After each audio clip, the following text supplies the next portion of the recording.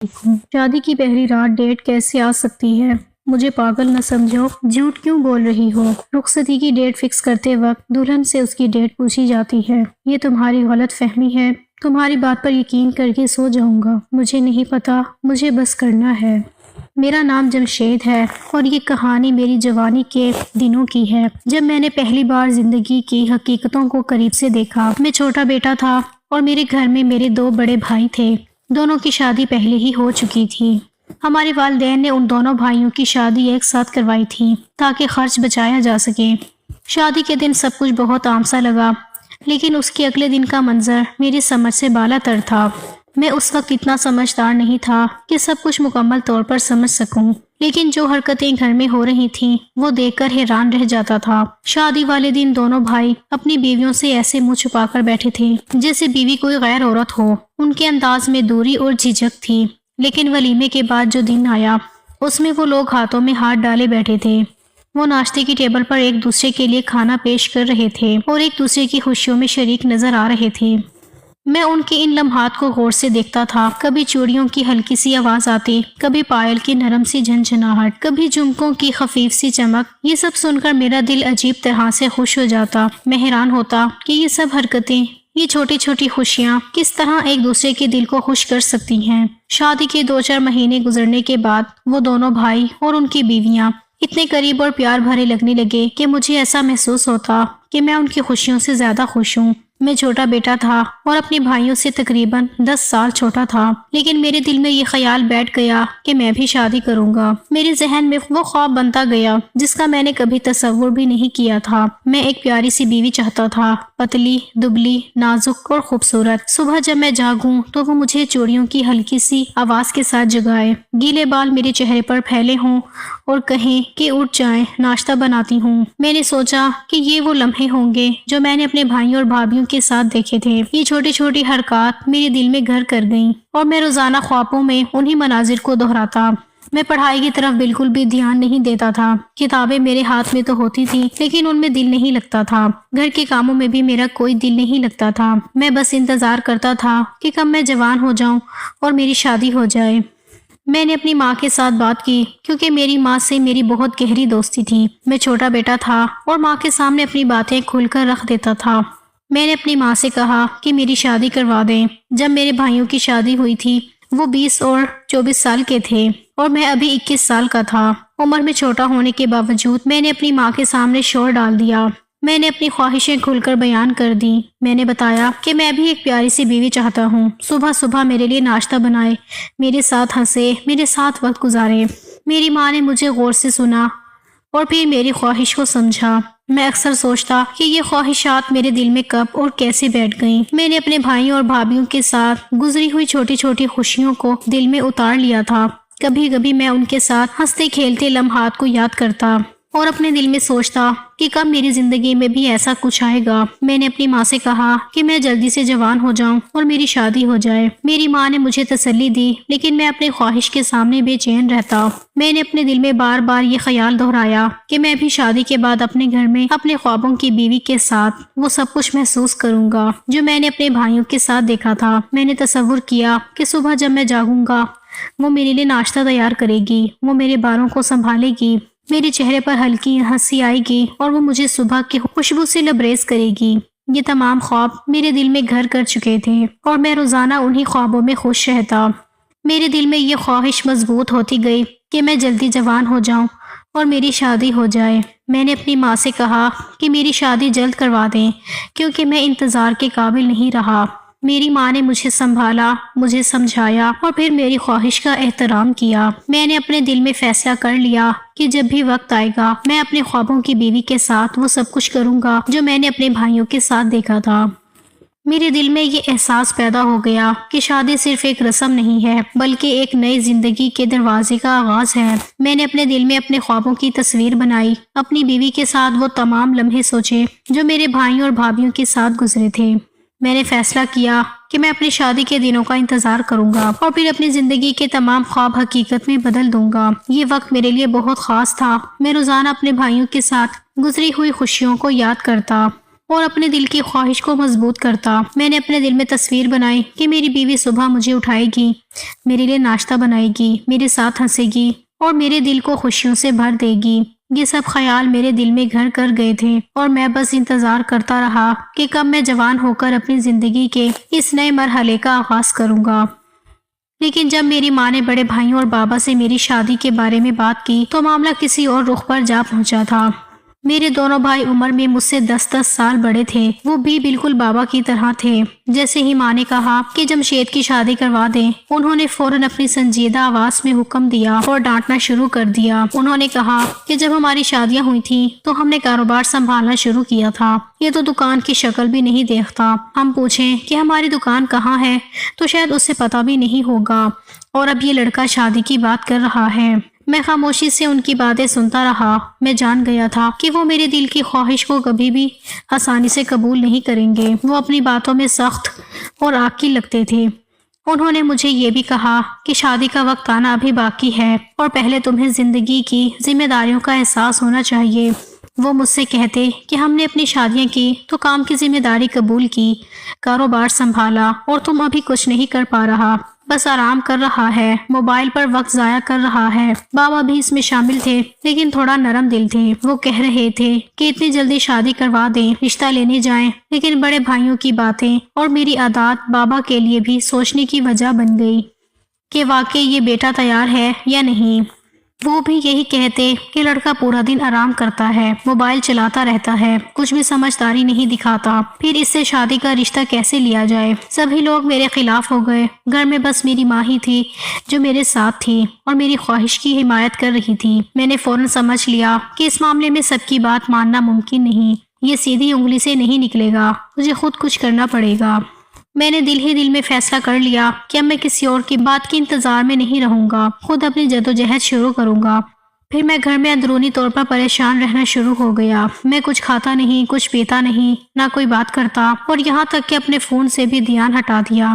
میں نے ہر چیز سے خود کو دور کر لیا۔ اس کا اثر گھر والوں پر بھی پڑا۔ سب پریشان ہو گئے۔ وہ پڑھے لکھے اور سمجھدار لوگ تھے۔ ہمارے گھر میں محبت اور شادی کو بھی اہمیت دی جاتی تھی۔ یہاں لو میرج بھی سپورٹ کی جاتی تھی، اور اگر آرڈر یہ ہوتا کہ میاں بیوی ایک دوسرے کا ہاتھ پکڑ لے تو کوئی اسے مسئلہ نہیں سمجھتا۔ لیکن میری یہ حالت جلدی سب کے سامنے آ گئی۔ لوگ بولنے لگے کہ لگتا ہے یہ لڑکا ڈپریشن میں چلا گیا ہے۔ میری ماں اور بابا نے فوراً مجھے ڈاکٹر کے پاس لے جانے کا فیصلہ کیا۔ ہم ایک دماغ کے ڈاکٹر کے پاس گئے۔ وہ ایک تجربہ کار ڈاکٹر تھا، لیکن اس کے پاس کوئی ایسا آلہ نہیں تھا جس سے وہ میرے دماغ کے اندر جا کر سب کچھ دیکھ سکے۔ اس نے میری حرکتیں اور آؤ بھاؤ دیکھے اور فوراً کہا کہ لگتا ہے یہ لڑکا واقعی ڈپریشن میں ہے۔ ڈاکٹر کی بات نے گھر کے ماحول میں تھوڑی ہلچل پیدا کر دی۔ ماں باپ نے سر جوڑ کر بیٹھ کر بات کی۔ انہوں نے تسلیم کیا کہ شاید ہم نے اس کی بات پر توجہ نہیں دی۔ پھر انہوں نے مجھے تسلی دی اور کہا کہ تم پہلے کی طرح رہا کرو، کھاؤ پیو، موبائل چلاؤ، مزے کرو، خاندانی کاروبار ہے، لیکن تمہارے لیے لڑکی تلاش کرنے کا کام ہم خود کر رہے ہیں، بس تمہیں فکر کرنے کی ضرورت نہیں۔ یہ سن کر میں خوشی سے جھوم اٹھا۔ بچپن سے میرا یہی طریقہ تھا کہ مجھے جو بھی چاہیے ہوتا میں رو کے ہی مانگتا تھا اور اکثر یہی کام کر جاتا تھا۔ اب بھی میں نے اپنے دل کی خواہش کھول کر ظاہر کی تھی اور وہ لوگ میرے لیے لڑکی تلاش کر رہے تھے۔ میں دل ہی دل میں خوش تھا کہ میری زندگی کا وہ مرحلہ قریب آ رہا ہے جس کا میں نے بچپن سے خواب دیکھا تھا۔ ہر دن میری امیدیں بڑھ رہی تھیں اور دل میں خوشی کی ایک نرم لہر دوڑ رہی تھی۔ میں ہر روز سوچتا کہ کب وہ دن آئے گا جب میری زندگی میں بھی وہ سب کچھ ہوگا جو میں نے اپنے بھائیوں اور بھابھیوں کے ساتھ دیکھا تھا۔ میری بیوی مجھے صبح اٹھائے گی، میرے لیے ناشتہ بنائے گی، میرے ساتھ ہنسے گی اور میرے دل کو خوشیوں سے بھر دے گی۔ یہ سب خواب میرے دل میں اب حقیقت کے قریب تھے۔ میں نے اپنے دل میں پختہ عزم کیا کہ اب سب کچھ جلد ہوگا اور میری زندگی کے نئے دن خوشیوں سے بھر جائیں گے۔ لڑکی مل گئی تھی اور جیسی مجھے چاہیے تھی بالکل ویسے ہی تھی۔ وہ دبلی پتلی تھی، نازک اور معصوم لگتی تھی اور عمر میں بھی میری توقع سے کم تھی۔ جب میں نے اسے پہلی بار دیکھا تو دل خوشی سے بھر گیا۔ میری ماں اور باپ بھی خوش تھے اور وہ لوگ بھی چاہتے تھے کہ جلدی شادی ہو جائے۔ رشتہ جلدی سے سلیکٹ کیا گیا اور مجھے اندر سے بڑی خوشی ہوئی۔ جیسے ہی یہ بات طے ہوئی، شادی کی تیاریاں شروع ہو گئیں۔ جب یہ معلوم ہوا کہ بس 1 مہینے میں میری شادی ہے تو میرے دل میں خوشی کی ایک لہر دوڑ گئی۔ اب انتظار صرف میری شادی کی رات کا تھا اور میں نے اس رات کے لیے بہت سے خواب سجائے تھے۔ میں نے اپنے بیڈ کے لیے ایک بہت ہی مہنگی چادر خریدی جس پر گلاب کے پھول بنے ہوئے تھے۔ یہ چادر دیکھ کر دل خوش ہو گیا کیونکہ ایسا لگتا تھا جیسے بستر پر چادر نہیں بلکہ حقیقی گلاب کے پھول بچھائے گئے ہوں۔ میں نے یہ چادر خود منتخب کی تھی اور مجھے بہت مہنگی لگی تھی، لیکن میں خوش تھا کہ یہ چادر میری خوابوں کی رات کو سجائے گی۔ میں نے اپنے کمرے میں موم بتیاں لگائیں۔ یہ وہ عام چھوٹی موٹی موم بتیاں نہیں تھیں جو بازار میں 20-30 روپے کی ملتی ہیں، بلکہ بڑی بڑی خوشبودار کینڈلز تھیں جو بہت مہنگی تھیں۔ میں نے انہیں احتیاط سے سجا دیا تاکہ شادی کی رات جب میں کمرے میں داخل ہوں تو ان کی خوشبو اور روشنی سے ماحول مکمل طور پر بدل جائے۔ میں نے اپنے بیڈ کے پاس ایک بہت بڑے ڈیزائنر سے بھی بکنگ کرائی تھی جو فریش پھولوں کے ساتھ سجاوٹ کرے گا۔ بیڈ بھی بدلوا لیا تھا۔ میں نے اپنی پوری شادی میں شاید اتنے پیسے نہیں لگائے تھے جتنے میں نے اپنے کمرے کو سجانے پر خرچ کیے تھے۔ یہ کمرہ میرے لیے سب سے خاص تھا کیونکہ یہ وہ جگہ تھی جہاں میرے چھوٹے چھوٹے خواب پورے ہونے والے تھے۔ میں نے سوچا کہ ایسا کیوں نہ کروں۔ میرے دونوں بھائیوں نے بھی یہی کیا تھا۔ میری بھابھیوں نے تو شروع سے ہی ان سے لڑنا شروع کر دیا تھا کہ تمہارا بھائی اب اسے اتنا خوش کر رہا ہے لڑکی کے لیے تو بعد میں اور کیا کرے گا، اور بھائی بھی اسے معمول کی بات سمجھ کر خوش ہوتے تھے۔ وہ بھی اپنے کمرے میں اپنی بیویوں کے لیے مہنگے کھانے منگواتے اور پھر اپنی بات بنواتے۔ میں سب کچھ جانتا تھا کیونکہ یہ گھر کا ماحول ہی ایسا تھا۔ ماں اور باپ اپنے کمرے میں رہتے، دونوں بھائی اپنی بیویوں کے ساتھ اپنے کمرے میں ہوتے اور میں بیچارہ اکیلا رہ جاتا۔ میں فون اور ان سب چھوٹے چھوٹے شوقوں کی وجہ سے بھی محروم رہا تھا، لیکن اب میرے خواب پورے ہونے والے تھے۔ میں اپنے دل میں بار بار سوچتا کہ اب میری زندگی کا سب سے خوشیوں بھرا لمحہ قریب ہے۔ پھر میری شادی کا دن آ گیا۔ میں بہت خوش تھا۔ بابا نے کہا کہ تیری شادی ہم دھوم دھام سے نہیں کر رہے کیونکہ تو نے باقی ششکوں پر بہت پیسے خرچ کیے ہیں۔ میں نے کہا کہ ہاں ٹھیک ہے، شادی زیادہ ہنگامے والی نہیں ہوئی لیکن نارمل شادی ہوئی جیسے دونوں بھائیوں کی ہوئی تھی۔ شادی کی خوشی کے ساتھ میں اپنے دل میں اپنی رات کے خوابوں کو دہرا رہا تھا۔ میری بیوی جس کا نام ساحرہ تھا اب میری زندگی میں آ گئی تھی۔ اس کا نام ہی ایسا تھا کہ بار بار پکارنے کا دل کرتا تھا۔ ساحرہ کا مطلب تھا کسی پر سحر طاری کر دینے والی، اور میں نے دل ہی دل میں سوچ لیا تھا کہ آج یہ ساحرہ مجھ پر بھی وہ سحر طاری کرے گی۔ میں نے اپنے دل میں یہ تصور کیا کہ آج کی رات میری زندگی کے سب خوابوں کو حقیقت میں بدل دے گی۔ میں اپنے کمرے میں بیٹھا سب تیاریاں دیکھ رہا تھا، چادر، موم بتیاں، پھول اور ہر چیز جو میں نے اپنے خوابوں کی رات کے لیے رکھی تھی اسے دیکھ رہا تھا، اسے غور سے دیکھ رہا تھا۔ دل خوشی سے دھڑک رہا تھا، میری ہر سانس میں ایک نیا جوش تھا اور دل میں یہ یقین پیدا ہو گیا تھا کہ آج میری زندگی کا سب سے اہم لمحہ آ چکا ہے۔ میری ساحرہ جو میرے خوابوں کی لڑکی تھی اب میرے ساتھ تھی اور میں تیار تھا کہ اپنی پوری محبت اور خواہش اس کے لیے وقف کروں۔ کچھ دیر تک تو میں کھڑا ہو کر اپنی بیوی کو دیکھتا ہی رہا۔ اس کے بعد اس کے سامنے جا کر بیٹھ گیا۔ گھونگھٹ اٹھانے سے پہلے اس کا نرم و نازک ہاتھ پکڑا اور سونے کی انگوٹھی پہنا دی جو میں نے اس کے لیے بنوائی تھی، جبکہ میری ماں نے کہا تھا کہ آج کل سونا بہت مہنگا ہے، منہ دکھائی میں موبائل دے دو، 30-40 ہزار کا آ جائے گا۔ انگوٹھی تو 1.5 لاکھ کی بنی تھی، لیکن میں نے ضد کی تھی کہ مجھے تو سونے کی چیز دینی ہے۔ بھائیوں نے بھی تو دی تھی۔ ماں نے کہا تھا کہ بھائیوں کی شادی سے 10 سال پہلے ہوئی تھی، تب سونا کہاں اتنا مہنگا تھا، لیکن آخر میں نے اپنی ساری ضدیں پوری کروائی ہی تھیں۔ لیکن سونے کی انگوٹھی دیکھ کر بھی میری بیوی کچھ خاص خوش نہیں ہوئی، یا شاید وہ شرما رہی تھی۔ ویسے مجھے شرماتی گھبراتی ہوئی لڑکیاں اچھی لگتی ہیں۔ اس کے بعد میں نے کہا کہ تمہارا گھونگھٹ تو اٹھا دوں، لیکن سوچتا ہوں کہ کہیں تمہارا حسن دیکھ کے میری آنکھیں ہی نہ چندھیا جائیں۔ میں نے اس کی شان میں ایسے ایسے جملے ادا کیے جو کسی رائٹر کے دماغ میں بھی نہ آئے ہوں گے، جو میں نے پہلے ہی لکھ کے یاد کیے تھے تاکہ میں اپنی بیوی کو بول سکوں۔ جب میں نے اس کا گھونگھٹ اٹھایا تو میں نے کہا کہ چشمے بد دور، دل تو کرتا ہے کہ تمہارا صدقہ دے دوں، لیکن تمہارے صدقے تو میں خود بھی قربان ہو جاؤں تو تب بھی تمہارا صدقہ نہیں اتار پاؤں گا۔ وہ میری باتیں تو سن رہی تھی، لیکن اس کے چہرے پر کوئی خاص مسکراہٹ نہیں تھی۔ میں نے 2-4 اور فلسفی باتیں کی، پھر میں نے ایک شعر کہا کہ مجھے جان سے بھی پیارا محبوب مل گیا ہے، جینے کا یہ سہارا کیا خوب مل گیا ہے۔ جب وہ کوئی رسپانس ہی نہیں دے رہی تھی تو میں نے پوچھ لیا کہ کیا بات ہے، تم شرما رہی ہو یا تمہیں میری باتیں اچھی نہیں لگ رہی؟ اب تو ہم میاں بیوی ہیں۔ دیکھو میں تمہیں یہ نہیں کہوں گا میری ماں کی عزت کرنا، میری بھابھیوں کا خیال رکھنا، جیسے چاہے رہنا، بس ہمیشہ ایسی رہنا، موٹی مت ہو جانا۔ بس تمہارا کام ہے سر دھج کے رہنا اور میرے دل کی چھوٹی چھوٹی خواہشات کی عزت کرنا۔ مجھے پورا یقین تھا کہ میں بالکل اس مرد کی طرح پیش آ رہا ہوں جس کو حاصل کرنے کے لیے لڑکیاں جنگ بھی لڑ سکتی ہیں، لیکن اس طرح کے رسپانس نہیں آ رہے تھے۔ اب ایسی بھی کیا شرم، شادی تو ہو ہی گئی تھی۔ اس وقت تو مجھے یہ خیال نہیں آیا، لیکن یہ بات مجھے ابھی کہانی سناتے ہوئے ضرور دماغ میں آئی کہ میں ایک ایسا مرد تھا جس کو ایک ایسی شکاری کے ساتھ تشبیہ دی جا سکتی ہے جسے شکار تو سب سے اعلیٰ چاہیے تھا، لیکن اس میں شکار کرنے کی ہمت نہیں تھی، ورنہ میں ضرور کسی سے محبت کر دیتا، لیکن میں نے ارینج میرج کروائی تھی۔ میں نے کہا کہ کیا بات ہے، اچھا اگر تم کہتی ہو تو میں لائٹ بند کر دیتا ہوں، پھر اس کے بعد تمہیں شرم نہیں آئے گی۔ اس نے کہا کہ نہیں لائٹ بند نہیں کریں، کیونکہ بات یہ نہیں، بات یہ ہے کہ میں اپنے مخصوص ایام میں ہوں۔ میں نے کہا کہ کس میں ہو؟ پھر اس نے اسی چیز کو انگلش میں بتایا، لیکن شرماتے ہوئے تو میں سمجھ گیا۔ میں نے کہا کہ لے یہ کیسے ہو سکتا ہے، آج تمہاری شادی ہے اور شادی کی تاریخ کیا تم سے پوچھ کے نہیں رکھی گئی تھی؟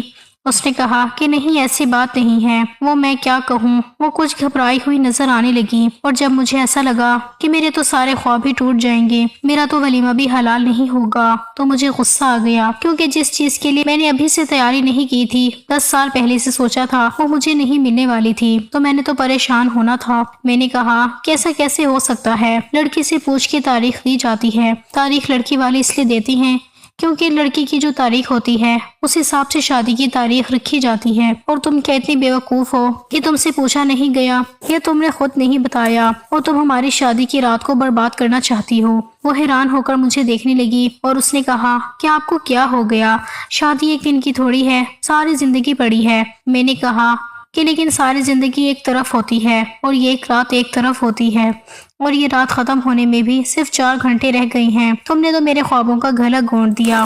اس نے کہا کہ فکر نہیں کریں، صرف 5 دن کی بات ہے۔ میں نے کہا کہ 5 دن؟ میں تو ان سے بولا جیسے 5 سالوں کی بات ہے۔ بس پھر میرا موڈ خراب ہو گیا، میں نے اسے وہیں پہ چھوڑا، میں خود باتھ روم میں چلا گیا، میں نے کپڑے بدلے اور سو گیا۔ صبح اٹھا تو میرا منہ کچھ خراب سا محسوس ہو رہا تھا، دل میں ایک عجیب سا خلا تھا، کیونکہ شادی کی رات ہم میاں بیوی والا تعلق قائم نہیں کر پائے تھے۔ میں نے اس رات کو خواب اور منصوبے بار بار دہرائے، لیکن حقیقت میں وہ سب کچھ نہیں ہوا۔ یہی سوچ کر دل تھوڑا بھاری سا لگ رہا تھا۔ ناشتے کے وقت بھی میں چپ چاپ سا بیٹھا رہا، کھانے میں دل نہیں لگ رہا تھا، اور میری نظروں میں وہ جوش اور خوشی نہیں تھی جو مجھے شادی کے دن محسوس ہونا چاہیے تھی۔ سب لوگوں نے میری طرف غور سے دیکھا اور پوچھا کہ رات کو تو بڑا خوش تھا، پتہ نہیں کیا بات ہے کہ آج تمہاری خوشی کہیں غائب ہو گئی ہے۔ چہرے پر وہ مسکراہٹ نہیں تھی جو دل کی خوشی کی عکاسی کرتی ہے۔ میں کچھ نہیں کہہ سکا، دل میں سوچ رہا تھا کہ یہ سب کچھ کیوں ایسا ہو گیا۔ پھر ولیمے کا وقت آ گیا، دلہن کو پارلر بھیج دیا گیا۔ ولیمے میں ہمارے سارے رشتہ دار موجود تھے، کچھ قریبی اور کچھ دور دراز کے۔ سب لوگ بڑی خوشی اور احترام کے ساتھ شریک ہوئے۔ دلہن کو اپنا بھاری سونے کا سیٹ پہنایا گیا۔ میں نے اسے دیکھا تو دل خوش ہوا، لیکن دل میں خیال بھی آیا کہ یہ ولیمہ واقعی مکمل نہیں ہوا۔ دل میں ایک عجیب سا احساس تھا کہ یہ ولیمہ تو ہوا ہی نہیں، کیونکہ ابھی حلال رشتے والی رات ہم نے مکمل نہیں کی تھی۔ پھر ولیمہ بھی گزر گیا، سب لوگ خوش تھے، تصویریں بن رہی تھیں، رشتے دار ہنستے مسکراتے نظر آ رہے تھے۔ میں نے دل میں یہ سوچا کہ سب کچھ ٹھیک ہے، لیکن دل کی وہ خوشی جو میں نے اپنی شادی کے دن محسوس کرنی تھی ابھی تک نہیں آئی۔ اب اگلا دن آ گیا، میں چپ سا بیٹھا رہا، کیونکہ میری بیوی نے خود کہا تھا کہ 5 دن کا انتظار ہے۔ میں جانتا تھا کہ ابھی ہمیں اپنے درمیان وقت گزارنا ہے، لیکن دل میں عجیب بے چینی تھی۔ ہمارے کچھ رشتہ دار جو باہر کے ملک سے آئے تھے وہ بھی موجود تھے، منہ دکھائی کی رسم ہو رہی تھی۔ سب لوگ میری بیوی کو کافی کچھ دے رہے تھے، تحفے دے رہے تھے، اور خوشیوں کا ماحول برقرار تھا۔ پھر میری بیوی مکلاوے کی طرف چلی گئی۔ میں نے دل ہی دل میں سوچا کہ بس ٹھیک ہے، گھر پر نہیں ہوگی تو مجھے برا بھی نہیں لگے گا۔ وہ اپنی ماں کے گھر گئی تھی، اس نے کہا تھا کہ 4 دن کے بعد لینے آ جانا۔ میں نے ماں سے بات کی تو ماں نے کہا کہ ایک ہی شہر میں رہتی ہے، پھر بھی 4 دن کا بول کر گئی ہے۔ میں نے دل ہی دل میں کہا کہ یہ اچھی بات ہے، اس سے وقت گزر جائے گا اور میں خود کو تھوڑا سنبھال لوں گا۔ یہ 4 دن میرے لیے ایک عجیب سا انتظار بن گئے۔ دل میں خوشی اور بے صبری کا مکس جت رہا تھا۔ میں ہر لمحہ سوچ رہا تھا کہ کب وہ واپس آئے گی، کب میں اپنی بیوی کے قریب جا سکوں گا، اور کب وہ لمحے آئیں گے جن کے لیے میں نے اپنے خواب سجائے تھے۔ ہر چیز میرے دل میں ایک انتظار کی کیفیت پیدا کر رہی تھی۔ لیکن جب شام ہوئی تو ماں نے کہا کہ چلو فون کرو اپنے سسرال میں، ان سے پوچھو کہ تمہیں کب تک آنا چاہیے، یا ان کو بتا دو کہ میں گھر سے نکل رہا ہوں بیوی کو واپس لینے کے لیے۔ میں نے کہا کہ ٹھیک ہے۔ میں نے فون کیا لیکن وہ لوگ فون نہیں اٹھا رہے تھے۔ میں نے اپنی بیوی کو فون کیا، وہ بھی فون نہیں اٹھا رہی تھی۔ مجھے لگا شاید سو رہے ہوں گے، لیکن میں نے ماں سے جھوٹ بول دیا، ورنہ ماں کہتی کہ اگر فون نہیں اٹھا رہے تو کل چلے جانا، اور میں تو جلدی میں تھا۔ میں نے ماں سے کہا ہاں میری بات ہو گئی ہے، وہ کہہ رہی ہیں کہ آ جاؤ تم کھانا بھی ادھر ہی کھا لو۔ ماں نے کہا چلو ٹھیک ہے، جاؤ تم لے آؤ اپنی بیوی کو۔ میں بڑی خوشی خوشی بڑے بھائی کی گاڑی لے کر اپنی بیوی کو واپس لینے گیا، لیکن جب وہاں پہنچا تو میری قدموں کے نیچے سے زمین نکل گئی، کیونکہ پہلے تو کسی نے دروازہ نہیں کھولا اور پھر مجھے پتا چلا کہ باہر تو تالا پڑا ہوا ہے۔ میں نے سامنے والی دکان سے پوچھا تو انہوں نے کہا یہ لوگ تو 4-5 دن پہلے ہی یہاں سے جا چکے ہیں۔ جب ان کی بیٹی کو آپ چھوڑ کے گئے تھے اس دن شام کو یہ لوگ چلے گئے تھے اور اپنا سارا سامان بھی لے گئے تھے۔ یہ کرایہ دار تھے اور 4 مہینے پہلے آئے تھے، اور ان کی حرکتیں بھی کچھ مشکوک تھیں۔ ان کی بیٹی مجھے کچھ ٹھیک نہیں لگتی تھی۔ میں حیران رہ گیا۔ میں نے کہا کیا مطلب؟ اس کے بعد میں آس پاس پتہ کرتا رہا۔ سب نے کہا یہ لوگ تو کچھ عجیب سے تھے اور ہمیں زیادہ نہیں پتا، کیونکہ محلے میں نئے نئے آئے تھے۔ میں نے بار بار نمبر ملائے، بار بار کالیں کی، کچھ پتہ نہ چلا۔ اتنے میں پریشان تھا کہ پیچھے سے ماں کال آئی کہ ہم لوگ تو لٹ گئے، برباد ہو گئے۔ تمہاری بھابھیوں کے لاکر خالی ہیں، میرا لاکر خالی ہے، تمہاری بیوی کا لاکر خالی ہے، لگتا ہے گھر میں چوری ہو گئی، لیکن چوری کس وقت ہوئی ہمیں تو پتہ ہی نہیں ہے۔ بس پھر میں سمجھ گیا کہ معاملہ کیا ہے۔ میں واپس آیا اور میں نے بتایا کہ وہ لوگ تو ہیں ہی نہیں۔ ماں نے کہا پھر تمہاری فون پر بات کس سے ہوئی تھی؟ میں نے کہا میں نے جھوٹ بولا تھا، میری تو بات ہی نہیں ہوئی تھی، نمبر ہی بن جا رہا تھا، اور گھر پر وہ لوگ بھی موجود نہیں تھے۔ ان کے رشتہ داروں میں سے بھی زیادہ لوگ نہیں آئے تھے، اور اگر کسی کا نمبر تھا تو وہ بھی بند تھا، اور سارا معاملہ اس طرف ہی اشارہ کر رہا تھا کہ وہ لڑکی چوری کر کے نکل گئی تھی۔ ماں باپ نے آخر میں سارا ملبہ میرے اوپر ڈال دیا کہ تو نے ہی تو کہا تھا جلدی کرو، میری شادی کرو، میں تو ڈپریشن میں جا رہا ہوں، میں تو مر رہا ہوں۔ ہم نے بھی زیادہ پوچھ تاچھ نہیں کی اور لڑکی خوبصورت دیکھ کر جلدی جلدی تیری شادی کرا دی اور سارا کچھ لے کے چلی گئی ہے۔ میں نے کہا ایسے کیسے چلی گئی؟ وہ تو میری نکاح میں تھی، وہ تو میری بیوی ہے، میرے پاس نکاح نامے ہے۔ پیچھے سے میرے بھائی نے میری گردن میں ایک تھپڑ مارا اور کہا بیوقوف آدمی، تجھے یہ سمجھ نہیں آ رہی کہ وہ نکاح نامے کسی کام کا نہیں ہے؟ اگر اس نے ہمیں دھوکہ دینے کے لیے یہ شادی اور یہ نکاح کیا ہے تو اس نے اپنا اصل نام، اصل دستخط نہیں دیے ہوں گے۔ دھوکہ دیتی چلی گئی، وہ اس نکاح نامے کی کوئی اہمیت نہیں ہے۔ ہم نے جا کے پولیس میں رپورٹ کروائی تو انہوں نے کہا کہ اس طرح کے پہلے بھی 2-3 کیس رپورٹ ہو چکے ہیں، لگتا ہے یہ پورا کوئی گینگ ہے۔ آپ کیسے پھنس گئے؟ ان کے پاس اب وہ پتہ نہیں کہاں سے کہاں چلے گئے ہوں گے، میں نام بھی بدل لیا ہوگا، اور اگر کبھی پکڑے بھی گئے تو سونا تو ان کے پاس نہیں ہوگا، وہ تو انہوں نے پہلے ہی بیچ دیا ہوگا۔ ہم نے جب اسٹیمیٹ لگایا تو ٹوٹل 90 لاکھ روپے کا نقصان ہوا تھا، اور جو شادی پہ پیسے لگے وہ الگ۔ سب لوگ مجھے ہی قصوروار ٹھہرا رہے تھے، پر میرا تو وہ حساب تھا کہ کھایا پیا کچھ نہیں، گلاس توڑا 90 لاکھ کا۔ اب تو میرے دماغ میں ایک ہی گانا بج رہا تھا، دل کے ارماں آنسوؤں میں بہہ گئے، کیا رہ گیا تھا میری زندگی میں؟ سب لوگ مجھے یہ کہہ رہے تھے کہ تجھے تو پہلے دن ہی پتہ چل جانا چاہیے تھا، تیری وجہ سے سب کچھ ہوا ہے۔ خیر اب کیا ہو سکتا تھا، واپس تو کچھ آنے والا نہیں تھا۔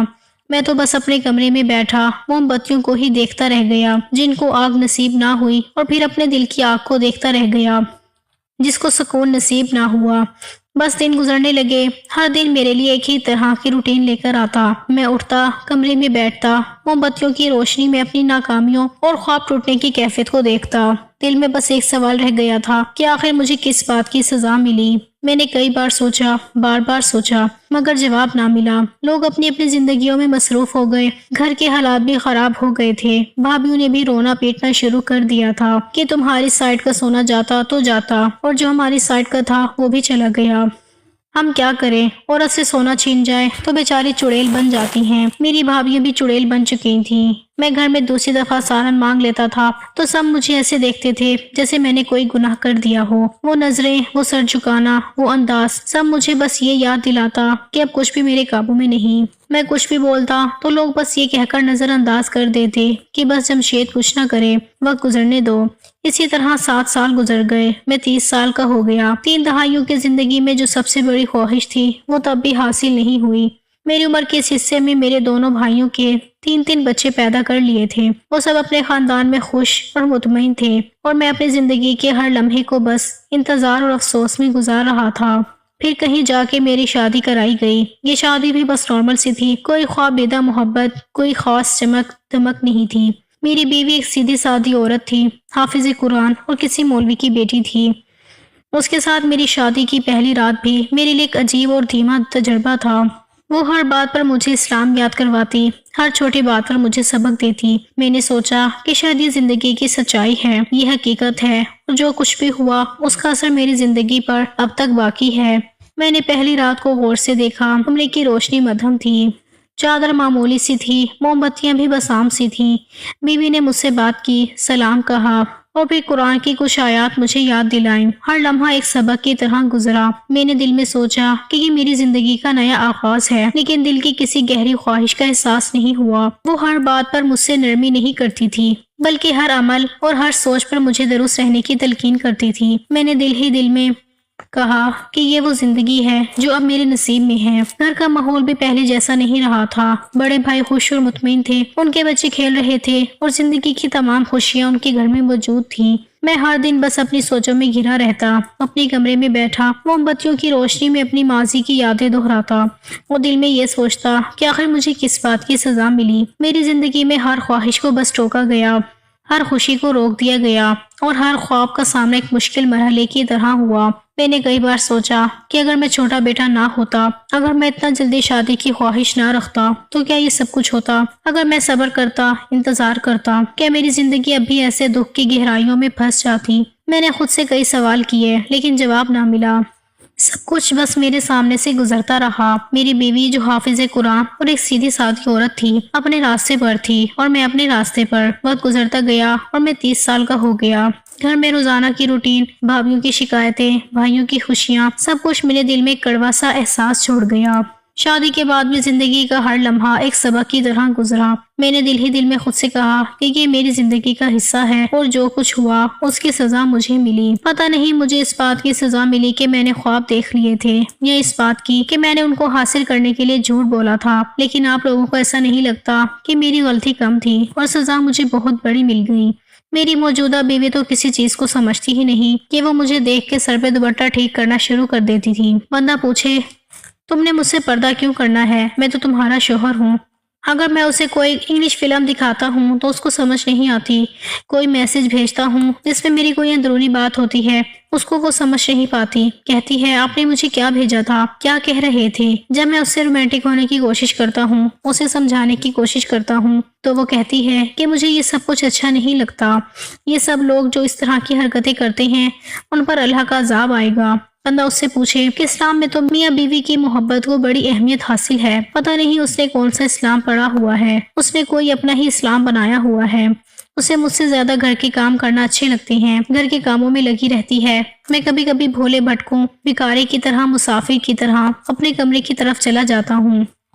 میں اپنے کمرے میں بیٹھا موم بتیوں کو دیکھتا جو کبھی میری خوشیوں کا حصہ بنی اور کبھی بس روشنی کی طرح ٹمٹماتی رہی، دل کی آنکھ کو دیکھتا جس کو سکون نصیب نہ ہوا، اور زندگی کے ہر لمحے کو اپنے دل کی آنکھوں سے محسوس کرتا رہا۔ سب کچھ گزر گیا، 7 سال کی بے سکونی، شادی کی خواہش، بچپن کے خواب، سب کچھ ایک یاد بن کر رہ گیا۔ میں نے اپنے دل میں ایک آخری بار سوچا کہ شاید یہی میری سزا تھی اور یہی وہ زندگی ہے جو مجھے نصیب ہوئی۔ سب لوگ خوش تھے، میری زندگی کا ہر حصہ مشکلات اور سبق سے بھرا ہوا تھا، اور میں بس دل ہی دل میں یہ کہتا رہا کہ مجھے کس بات کی سزا ملی۔